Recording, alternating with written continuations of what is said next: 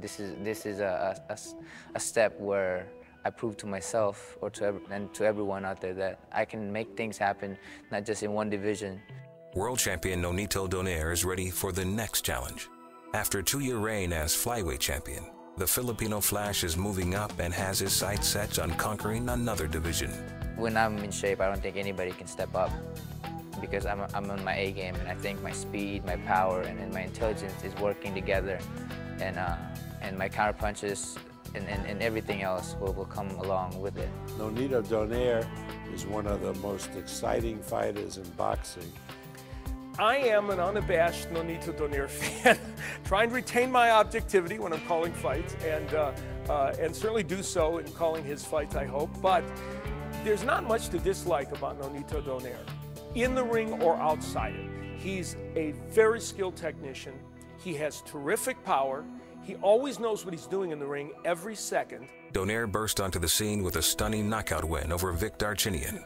From there, the comparisons to a Filipino icon were inevitable. Everybody's like, oh, you're going to be the next Manny Pacquiao. This past April, the pressure to live up to that legend increased when DONAIRE returned to the Philippines to defend his title against Raul Martinez. And we use that pressure into something to keep me and have that drive and that push to do my best. So we turned it around and made it into a positive thing. A positively dominating performance. He deployed his deadly signature left hook often, knocking Martinez down 4 times in 4 rounds, en route to a dominating win.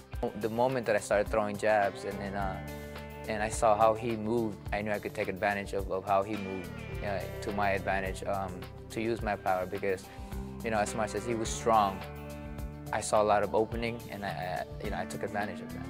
After the fight, the emotional factor came along. I mean, everybody just, was really proud of me. I mean, it was very emotional. The emotions ran deep for many reasons, as DONAIRE stepped into the ring for the first time in his career without his father by his side.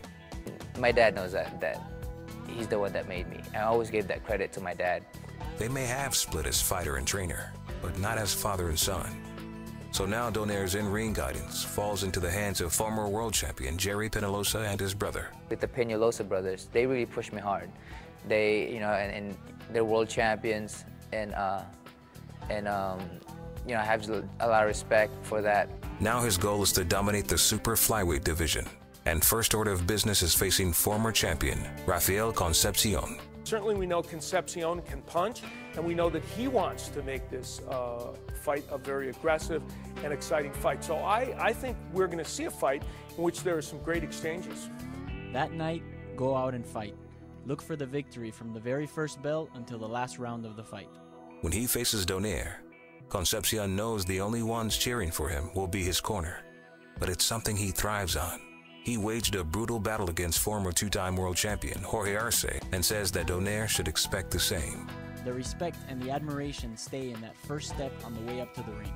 When I step into the ring, then it's my night. The very first moment I feel that I hurt him, I am going to pressure him and pressure him until he himself calls it quits. Concepcion is promising a battle, while DONAIRE says Concepcion won't be able to see what's hitting him. I've never fought anybody in my lifetime that were faster than me, so speed alone is one of my keys that I have advantage in. I like everyone, like you've seen in my previous fights, I have a lot of power as well. So Concepcion and his team are confident that they can take DONAIRE out. Rafael is a very big puncher at 115. It's a good fight. It's a very good fight. I mean, we have a plan on how to beat DONAIRE. I have a strong punch, and I also know how to move around the ring. I know how to move and pressure my opponent, and I also know how to wear down my opponent throughout the fight.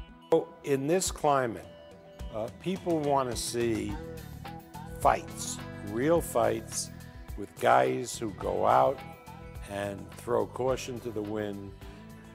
I think something that he has to worry about is my speed and my ability to read fights, my ability to see my opponent's flaws.